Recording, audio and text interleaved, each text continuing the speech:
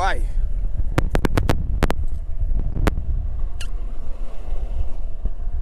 ใส่ไหนอะ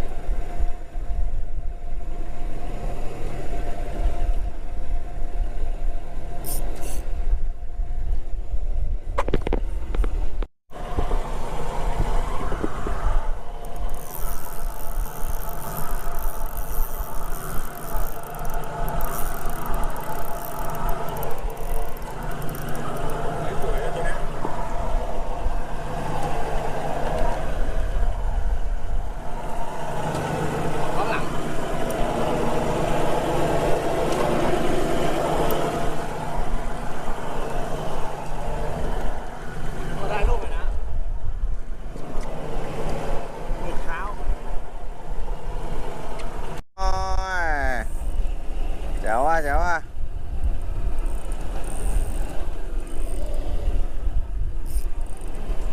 ปลาอะไรครับ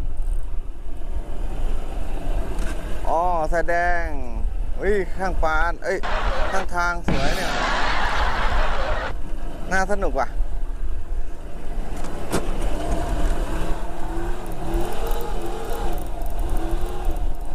ใส่ด้วยกันได้ไหมเนี่ยทางไต่ด้วยดิ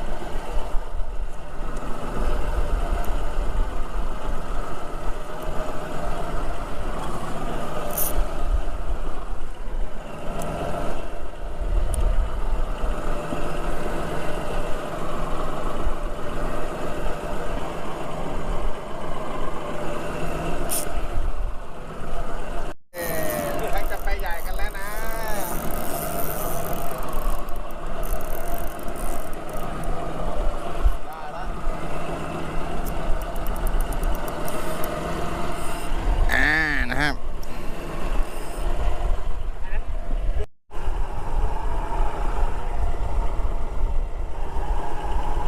ส่งมาเลยนี่ก็ได้ส่งมานี่เลยก็ได้ครับ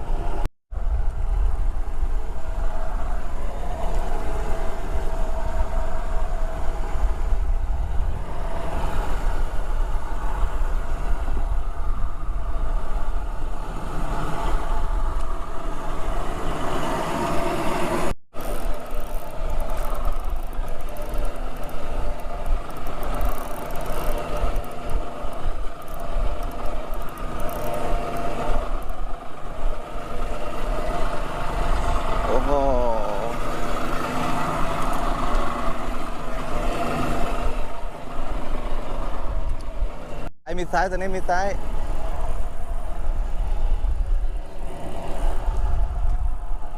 มาแล้ว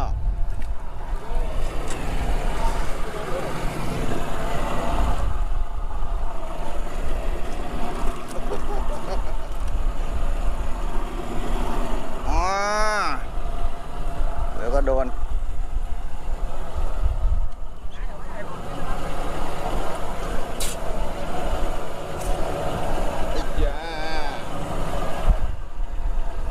ปลดไม่ทันเว้ย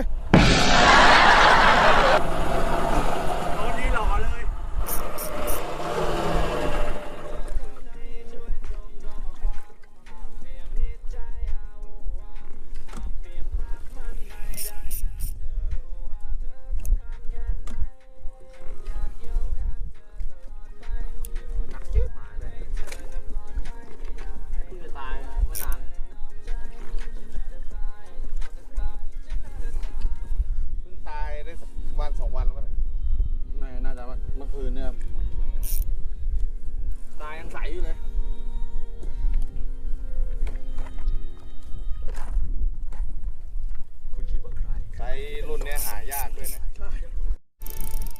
แน่นเลย กดถ้าตกใจเลย ลากเอาเลย ดึงสาย ชอบจริงตอนนี้สีเขียว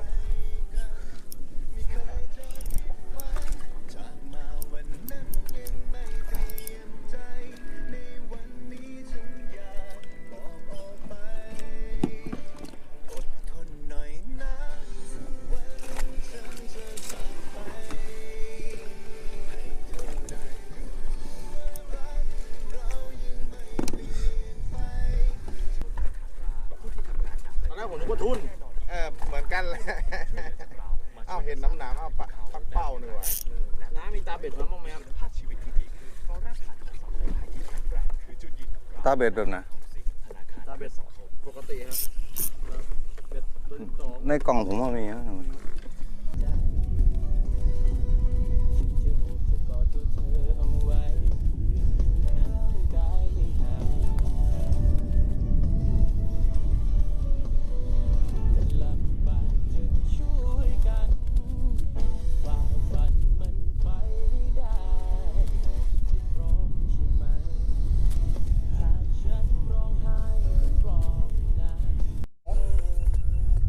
อ๋อ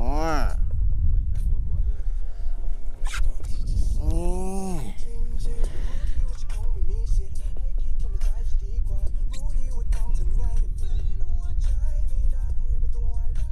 โอ้ตัวเล็กแท้ สามทุ่งสามทางเลย เบ็ดจิกทำอะไร แขวนปากมันเราอยู่บนเรือด้วยกันไม่ได้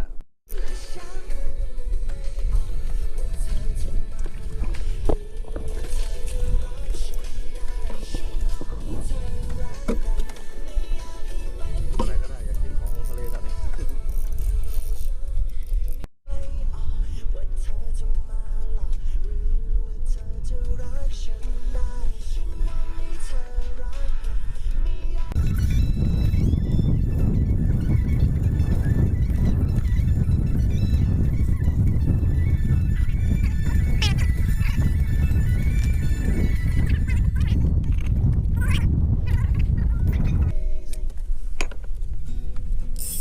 อุ้ยโดนแล้วอุ้ยมันโดนนะครับโดนกล้องเลยเนี่ย เอาปลาอะไรขึ้นมาครับสดไหม เก่าไหมเก่าไหมเก่าไหม ต้องปลาดี ข้างทางข้างทาง อุ้ย อุ้ยนี่แหละนี่แหละนี่แหละใหญ่ด้วย ของอร่อยเลยเนี่ย นี่พอดีเลย พอดีเลย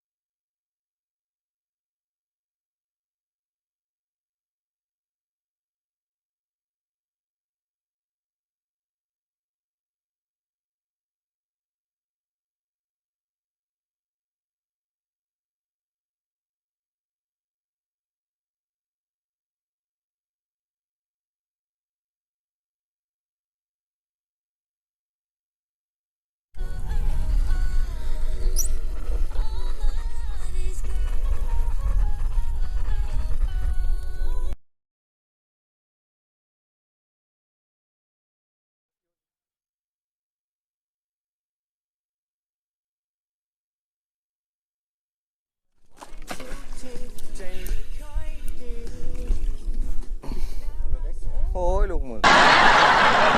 ต้นน้ำดำได้อยู่ ทอดอร่อยนะเนี่ย